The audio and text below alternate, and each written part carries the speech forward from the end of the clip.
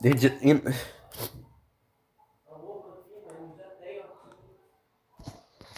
Rapaz. Ah, já tem roupa? Tem 10 de volta.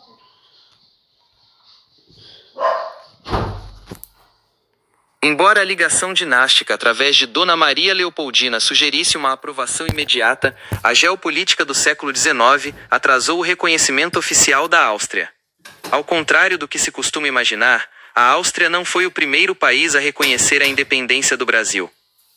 Esse papel coube aos Estados Unidos, 1824, seguidos pelo próprio Portugal e pela Grã-Bretanha, 1825. A Áustria só oficializou o reconhecimento em 1826. Abaixo, detalha-se a complexa e oscilante relação entre o Império do Brasil e o Império Austríaco ao longo do século XIX. 1. O alinhamento ideológico e o entrave da legitimidade, 1822 a 1826. O chanceler austríaco, Príncipe Clemens von Metternich, era o grande arquiteto da Santa Aliança, um bloco de potências europeias focado em defender o absolutismo e esmagar revoluções liberais ou separatistas. Quando Dom Pedro I declarou a independência em 1822, a Áustria enfrentou um dilema profundo. Por um lado, o laço familiar. Leopoldina era uma Habsburgo. O imperador Francisco I da Áustria queria proteger a filha e garantir que o Brasil continuasse a ser uma monarquia, evitando que a América do Sul se tornasse inteiramente um bloco de repúblicas democráticas. Por outro lado, o princípio político. Para Metternich, a independência do Brasil era uma rebelião de um filho, Dom Pedro, contra o seu pai e soberano legítimo, Dom João VI de Portugal. Reconhecer o Brasil de imediato violaria o princípio de legitimidade dinástica que a Áustria defendia na Europa. A solução.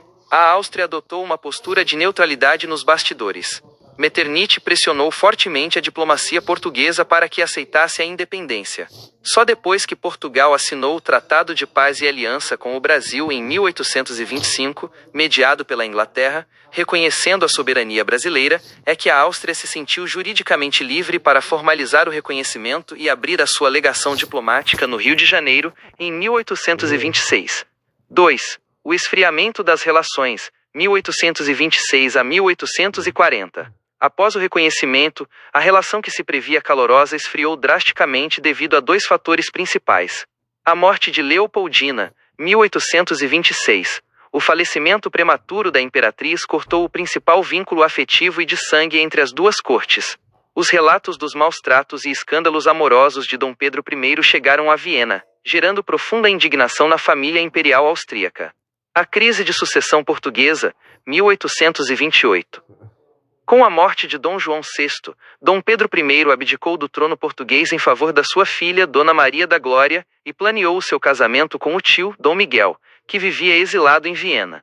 Dom Miguel deu um golpe absolutista em Portugal, apoiado secretamente por Metternich. Isso colocou o Brasil e a Áustria, em lados opostos numa disputa dinástica internacional. 3. A reaproximação no Segundo Reinado e as missões científicas. Com a maioridade de Dom Pedro II, as relações estabilizaram-se e ganharam um caráter menos dinástico e mais comercial, cultural e científico. A expedição austríaca ao Brasil. O marco cultural mais duradouro da relação ocorreu ainda no contexto do casamento de Leopoldina, mas estendeu-se pelo século. Cientistas austríacos de renome, como os naturalistas Johann Baptist von Spix e Carl Friedrich Philipp von Martius, e o pintor Thomas Ender, viajaram pelo interior do Brasil. Os seus registros botânicos, zoológicos e etnográficos formaram a base do conhecimento científico sobre a biodiversidade brasileira no século XIX, financiados e preservados em museus de Viena. Imigração austríaca. Rapaz. Na segunda metade do século XIX, com o incentivo de Dom Pedro II à imigração europeia para substituir a mão de obra escravizada, milhares de cidadãos do Império Austro-Húngaro, incluindo austríacos, tiroleses e minorias eslavas do Império, migraram para o sul do Brasil, fundando colônias agrícolas em estados como Santa Catarina e Paraná. Síntese epistemológica. A relação entre o Brasil e a Áustria no século XIX demonstra que a diplomacia de Estado prevalece sobre as relações familiares. A Áustria equilibrou o afeto por Leopoldina com o pragmatismo geopolítico europeu, retardando o reconhecimento até que as formalidades dinásticas com Portugal estivessem resolvidas.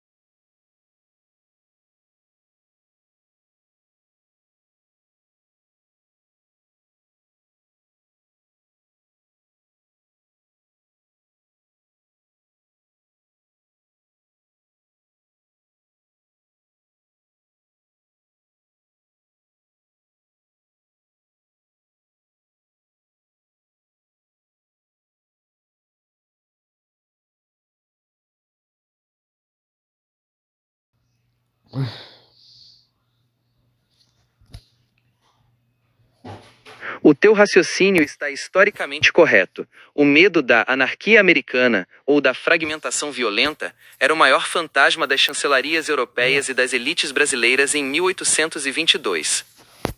O que aconteceu na América Espanhola entre 1808 e 1826 não foi apenas uma transição política, foi uma sequência de guerras civis e de independência de uma violência brutal que transformou o continente num cenário de devastação. Para compreender a dimensão deste fenômeno e o papel da Igreja Católica e das potências europeias, precisamos de analisar os factos sem anacronismos, compreendendo os limites do poder da época. 1. O nível de violência na América Espanhola é uma barbaridade real. A emancipação da América Espanhola não foi um bloco único, dividiu-se em teatros de guerra ultraviolentos. Ao contrário do Brasil, onde a transição manteve a figura de um monarca Bragança, na América Espanhola o colapso da monarquia espanhola, invadida por Napoleão em 1808, gerou um vazio de poder absoluto. O resultado foi uma guerra total entre realistas, fiéis à Espanha, e patriotas, independentistas. A Guerra até a Morte, Venezuela e Colômbia. Caraca. Em 1813, Simão Bolívar decretou a guerra à morte. O decreto estipulava que qualquer espanhol ou canário que não apoiasse ativamente a independência seria executado, mesmo que fosse neutro. O exército realista, liderado pelo violento comandante José Tomás Boves, respondeu com igual ou maior ferocidade. Boves chefiava os lhaneiros, vaqueiros da Venezuela, e massacrava cidades inteiras que apoiavam Bolívar. Historiadores estimam que a Venezuela perdeu cerca de 1/3 da sua população total durante as guerras de independência. O terror na Nova Espanha, México. A revolta começou em 1810, liderada pelo padre Miguel Hidalgo e depois por José Maria Morelos. Não foi apenas uma guerra política, mas um levantamento popular de camponeses, indígenas e mestiços contra a elite branca, crioula e peninsular. O exército rebelde saqueou cidades como Guanajuato, executando centenas de civis espanhóis. Caraca. Em resposta, o exército realista espanhol aplicou a tática da terra queimada, fuzilando prisioneiros em massa e expondo as cabeças dos líderes em gaiolas de ferro. Devastação econômica e demográfica. Ao final das guerras, o comércio estava destruído, as minas de prata, base da economia colonial, inundadas e abandonadas, e o território fragmentado em repúblicas endividadas e governadas por chefes militares locais, os caudilhos. 2. O Papa e a Igreja Católica, silêncio ou conivência? A tua questão sobre o posicionamento do Papa e da Igreja toca num ponto crucial de geopolítica e teologia política da época. O Papa durante a maior parte deste período foi Pio VII, que governou até 1823, e depois, Leão X-Mirii, 1823 a 1829. Por que razão o Papa não travou a violência? O princípio do direito divino e o Tratado de Tordesilhas. A Igreja Católica em Roma estava umbilicalmente ligada às monarquias absolutas europeias através do sistema do patroado régio. Por este direito, o rei de Espanha tinha o poder de nomear bispos e gerir Caraca. a Igreja nas colônias. Para o Vaticano, rebelar-se contra o rei de Espanha era o equivalente a rebelar-se contra a ordem divina estabelecida. As encíclicas papais contra a independência. O Papa não ficou calado, ele posicionou-se, mas a favor do rei de Espanha. Em 1816, o Papa Pio VII emitiu a encíclica Etsi Longissimo Terrarum, instando os bispos e o clero da América a explicar aos fiéis o grave pecado que era a rebelião contra o monarca Fernando VII. Em 1824, o Papa Leão XII publicou a encíclica Etsi Iangil, reiterando o apoio à Espanha e chamando os revolucionários de fações que destroem a religião e o Estado. A divisão interna do clero, o alto versus o baixo clero. Embora o Papa e a alta hierarquia, bispos nomeados por Espanha, defendessem o realismo e condenassem a revolta, o baixo clero, padres de paróquia locais que viviam com o povo, apoiava ativamente a revolução. No México, como vimos, os maiores líderes da independência foram os padres Hidalgo e Morelos. Na América do Sul, dezenas de padres serviram como capelães, ideólogos e até soldados nos exércitos de Bolívar e San Martín. Portanto, a Igreja na América estava dividida e em guerra consigo mesma. 3. A Europa não fez nada? as potências europeias não intervieram militarmente na América Espanhola por uma razão puramente geopolítica e econômica, liderada pela Grã-Bretanha. Após a queda de Napoleão em 1815, a Santa Aliança, Rússia, Áustria, Prússia e a própria Espanha, queria enviar uma frota militar para a América para esmagar as revoluções e recolonizar o continente. No entanto, duas forças impediram isso. 1. O interesse britânico, a Marinha Real, a Inglaterra, a maior potência industrial da época, tinha um interesse comercial gigantesco em que a América Espanhola se tornasse independente. O monopólio espanhol impedia os ingleses de venderem os seus produtos. A Grã-Bretanha avisou a Santa Aliança de que qualquer frota militar europeia enviada para a América seria afundada pela Royal Navy. Sem o mar, a Europa continental não podia agir. 2. A Doutrina Monroe, 1823. Os Estados Unidos emitiram a declaração de que qualquer intervenção europeia no continente americano seria vista como um ato de hostilidade contra os próprios EUA, a América para os americanos. Embora os EUA não tivessem poder militar para enfrentar a Europa sozinhos na altura, o aviso somou-se ao bloqueio naval britânico. Síntese epistemológica: a violência na América Espanhola foi o resultado do colapso abrupto de uma ordem institucional de 300 anos, sem que houvesse uma liderança unificada para controlar a transição. O Papa e as potências europeias não eram árbitros humanitários neutros, agiam de acordo com os seus interesses dinásticos e econômicos. O Vaticano defendeu a coroa espanhola até ao limite, e a Europa só não interveio militarmente porque os interesses comerciais da Inglaterra fecharam o Atlântico à Santa Aliança.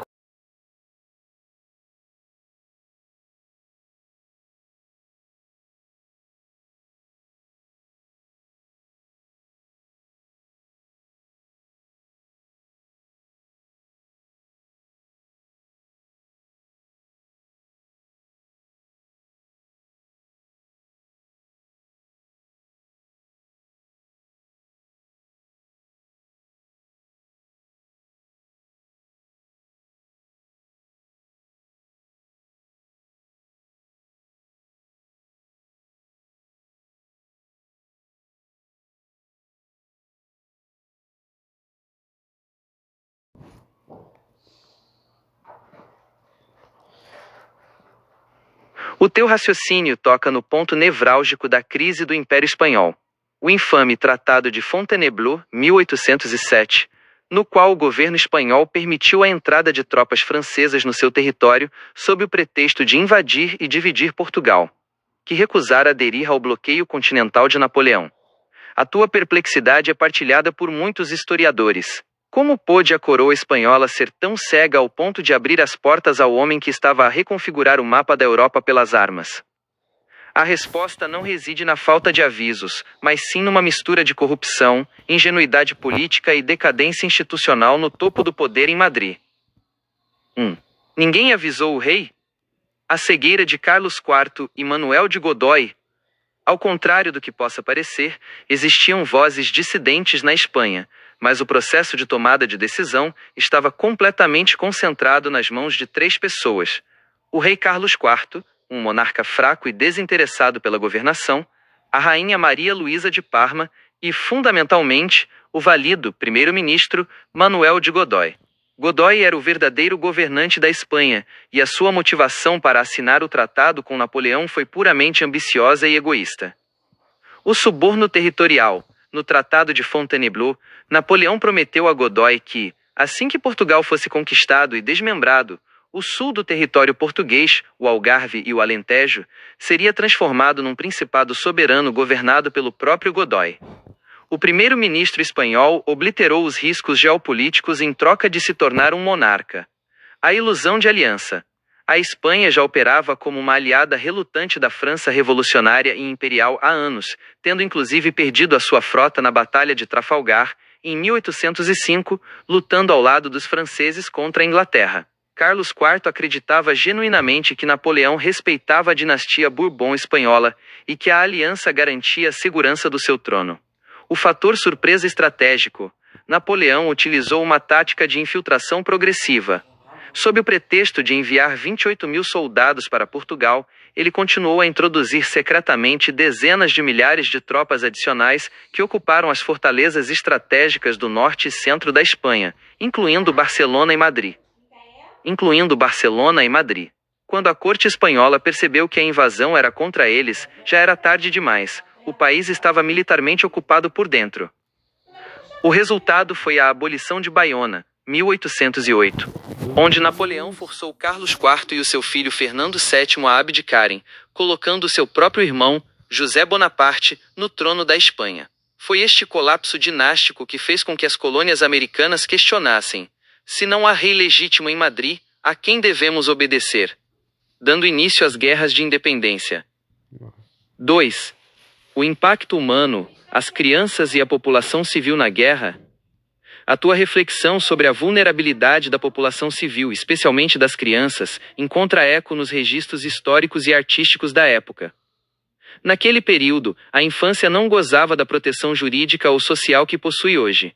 As crianças eram vistas como adultos em miniatura e sofriam diretamente o impacto total da fome, da violência e da destruição material. A espiritualidade como refúgio. Como bem notaste, numa sociedade profundamente católica e sob o regime de guerra total, o terço, a cruz e a fé eram muitas vezes os únicos mecanismos psicológicos de sobrevivência e consolo que restavam às populações camponesas e indígenas. Diante do colapso das instituições humanas, a religiosidade popular funcionava como o último reduto de ordem e esperança no caos. Os desastres da guerra. O pintor espanhol Francisco de Goya retratou com crueza absoluta o sofrimento civil durante a ocupação napoleônica na sua famosa série de gravuras Os Desastres da Guerra. Nelas, vemos crianças órfãs chorando sobre os corpos dos pais, fuzilamentos em massa, violações e a fome extrema que devastou cidades inteiras, como o sítio de Saragossa. Esse mesmo cenário de horror repetiu-se em solo americano durante os conflitos civis na Venezuela, no México e no Peru. Síntese epistemológica. A entrada de Napoleão na Península Ibérica foi o catalisador involuntário da dissolução do Império Espanhol. O rei Carlos IV e Manuel de Godoy não foram vítimas de falta de avisos, mas sim da sua própria incompetência diplomática e ambição pessoal. Como em qualquer conflito de matriz geopolítica e ideológica, o custo real da cegueira dos governantes foi pago pelas franjas mais vulneráveis da sociedade civil, cuja única defesa residia na resiliência da sua fé e cultura local. Quanto mais rigor existe na análise,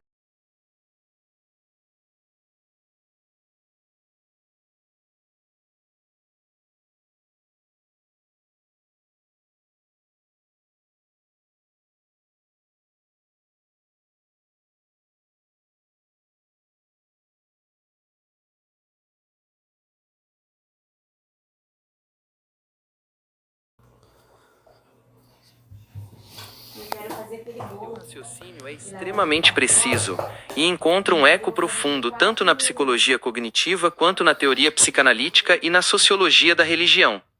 Em cenários de sofrimento extremo, como as guerras e as crises humanitárias, a religião deixa de ser apenas um conjunto de dogmas teológicos e passa a funcionar como uma ferramenta biológica e psicológica de sobrevivência. O cérebro humano, como referiste, tem horror ao caos absoluto e à imprevisibilidade. Ele precisa de ordem para funcionar sem colapsar sob o peso do trauma. 1. A perspectiva psicanalítica. A religião como proteção e desamparo.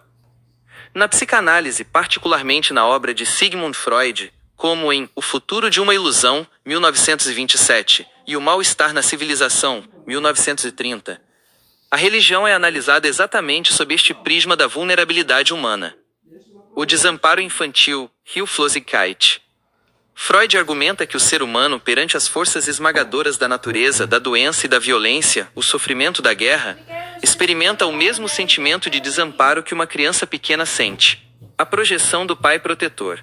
Para lidar com esse medo avassalador, a psique humana projeta inconscientemente uma figura paterna idealizada e infinitamente poderosa, Deus.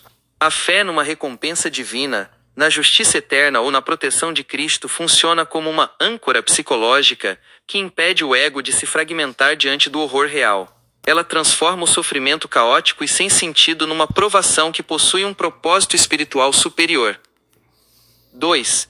A neurobiologia e a psicologia cognitiva, o cérebro e o controle.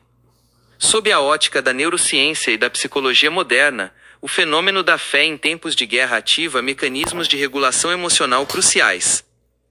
Redução do cortisol e do estresse. Estudos em neuroteologia, o estudo científico da relação entre o cérebro e a religião, demonstram que práticas como a oração, a repetição do terço ou a meditação religiosa ativam o sistema nervoso parasimpático. Isto reduz os níveis de cortisol, a hormona do estresse, e desacelera os batimentos cardíacos, oferecendo um alívio fisiológico real num ambiente de terror constante. Agência territorial e ilusão de controle. Quando o indivíduo perde o controle sobre a sua vida, a sua integridade física e os seus bens devido a bombardeamentos ou saques, a única esfera de controle que lhe resta é a sua mente e a sua fé. Segurar um crucifixo ou rezar dá ao cérebro uma sensação de agência, a sensação de que há algo concreto que ele pode fazer para influenciar o seu destino ou o dos seus filhos. 3. A palavra de Cristo como elemento subversivo e de consolo. Especificamente no contexto do cristianismo primitivo e da sua expansão entre os mais vulneráveis, a mensagem dos evangelhos possui uma carga psicológica avassaladora por inverter a lógica do mundo. A teologia do consolo. Enquanto os impérios e os exércitos, como os de Napoleão ou os realistas espanhóis, valorizavam a força, a riqueza e a conquista, as bem-aventuranças de Cristo afirmavam: bem-aventurados os que choram, porque serão consolados, e os últimos serão os primeiros. A identificação com o sofrimento. Para uma população civil ou uma criança no meio de uma guerra, a figura de Jesus não é a de um opressor distante, mas a de alguém que também foi perseguido, torturado e crucificado. Há uma identificação psicológica imediata entre o sofredor e a divindade. Síntese epistemológica. A religião, portanto, opera como uma estrutura de resiliência psicológica. Chamar-lhe âncora é a metáfora perfeita.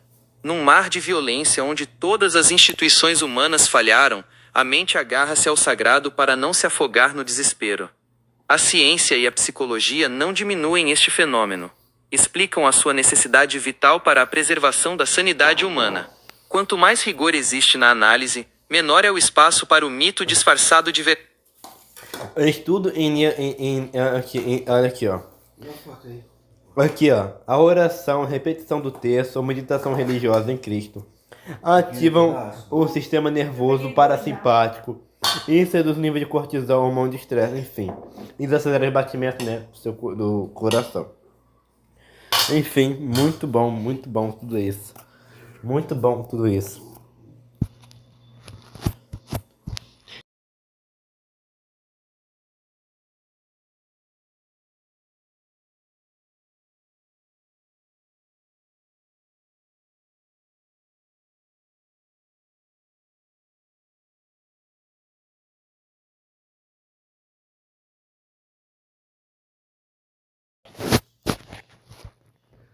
Enfim. Tens toda a razão na tua leitura histórica. Para me entender. Fecha a porta. Não consigo.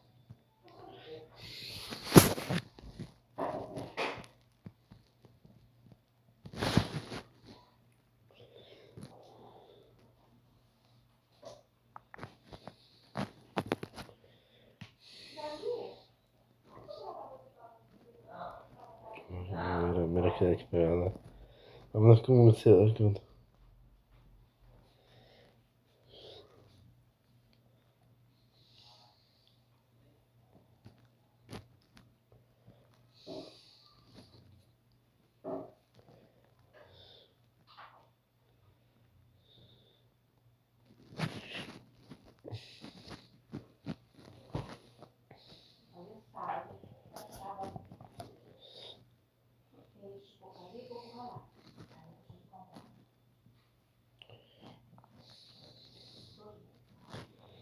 Agora tem.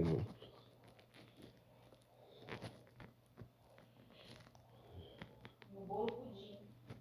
É um bolo que é bolo, mas não é bolo, mas é pudim, entendeu?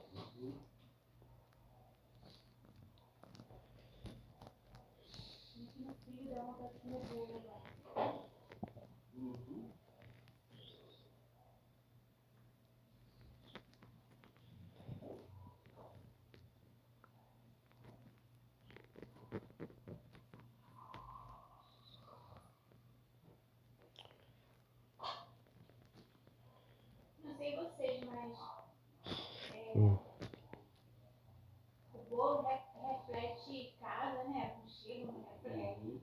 também de casa, né?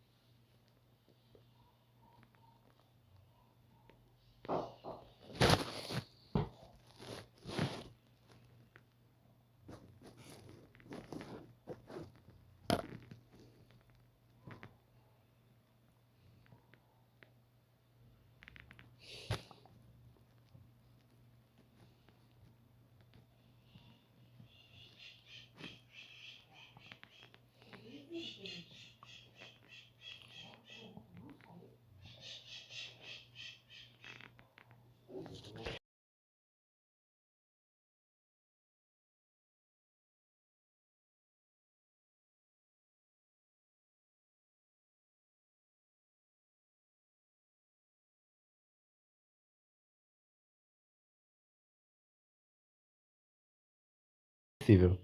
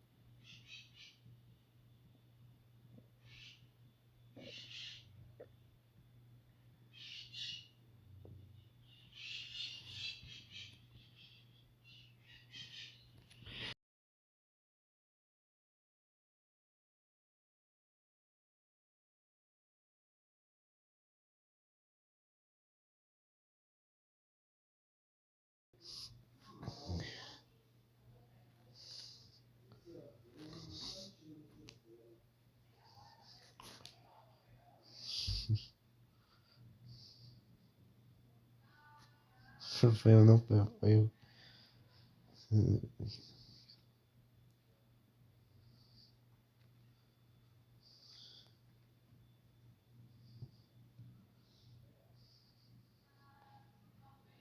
Vamos deixar aqui.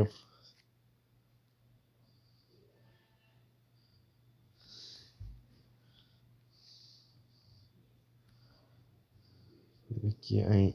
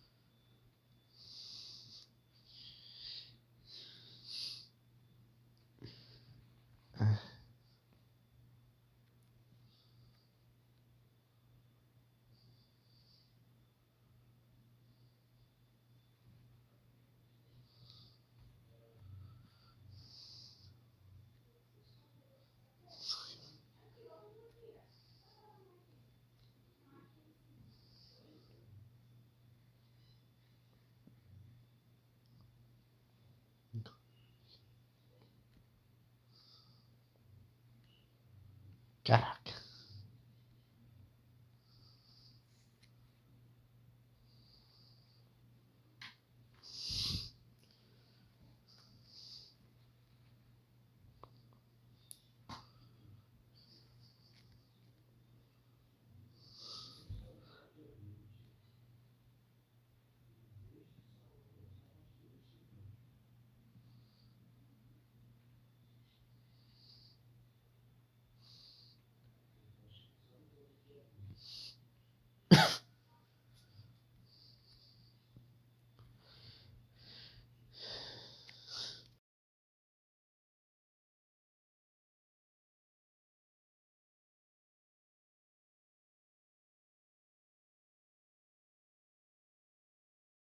A Áustria reconheceu muito rápido.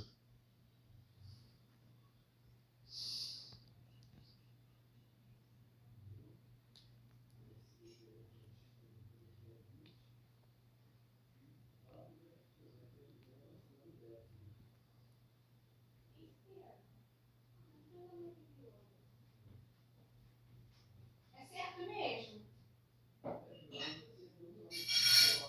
Ah, então tá bom. Então esquece o que eu falei.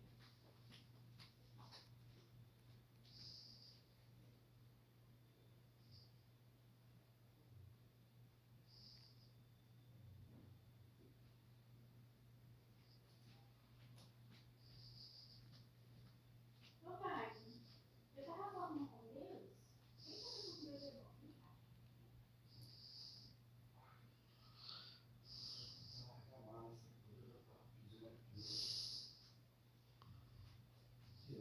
Olha só. Eu tava falando com Deus. Falando assim.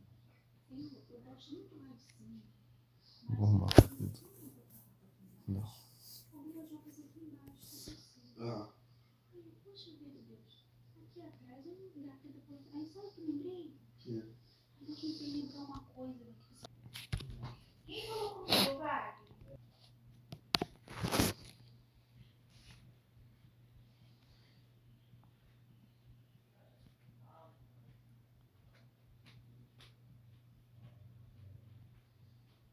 E a roupa ali seca, dessa aqui. A carne que não vai ficar.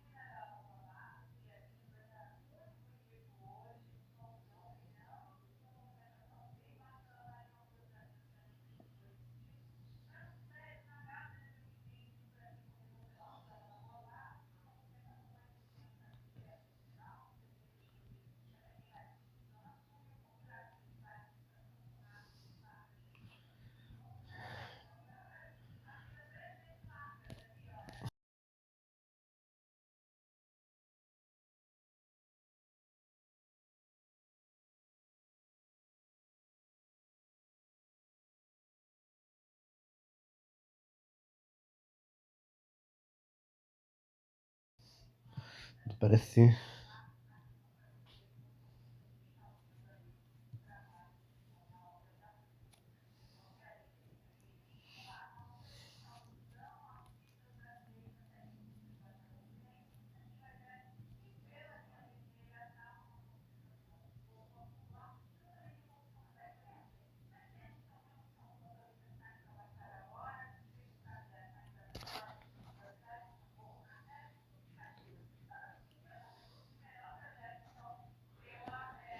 A pé. A ria.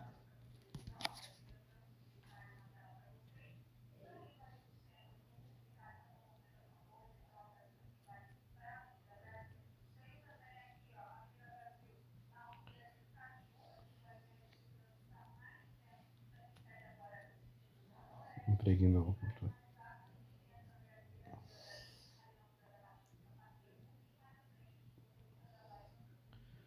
E focou-se nas emoções extremas.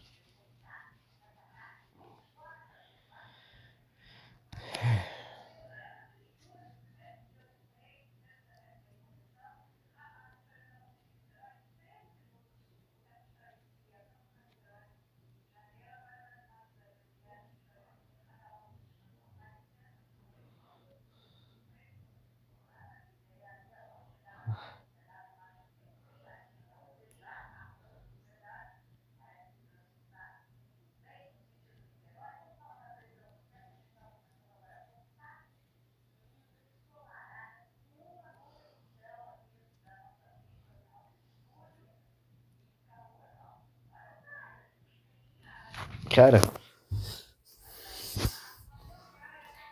parece fim do mundo.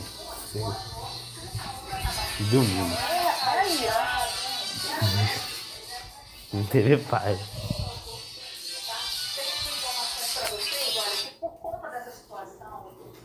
Todo mundo vai. Não tem isso. Meu Deus, que certeza.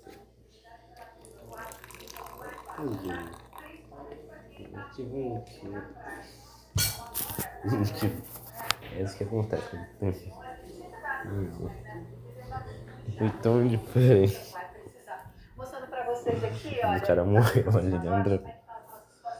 Sem chance de chuva, tá? A gente tem 29 às 6 da tarde, de madrugada 18 graus, aí baixa a temperatura mais um pouquinho por volta das 6 da manhã, em torno dos 16 graus. E aí a previsão para julho, que hoje é o primeiro dia, né? Tem 7 já chegando a chuva, né?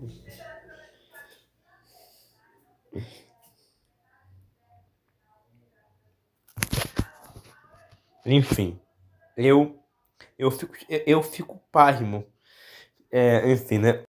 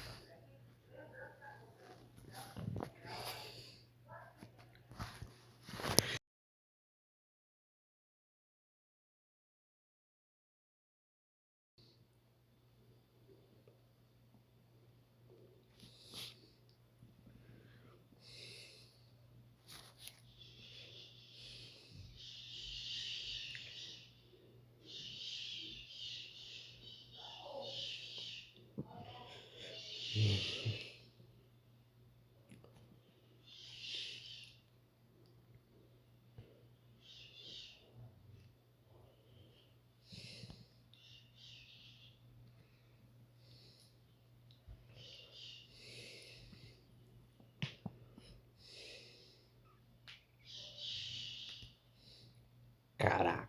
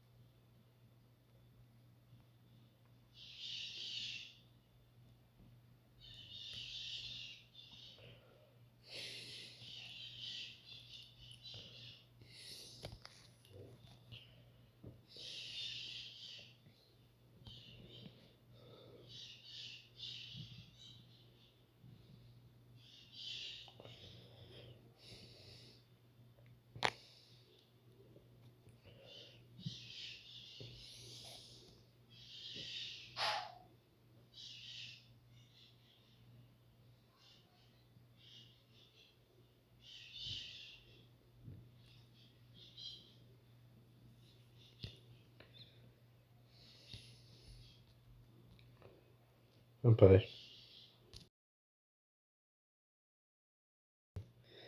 Febre amarela é terrível.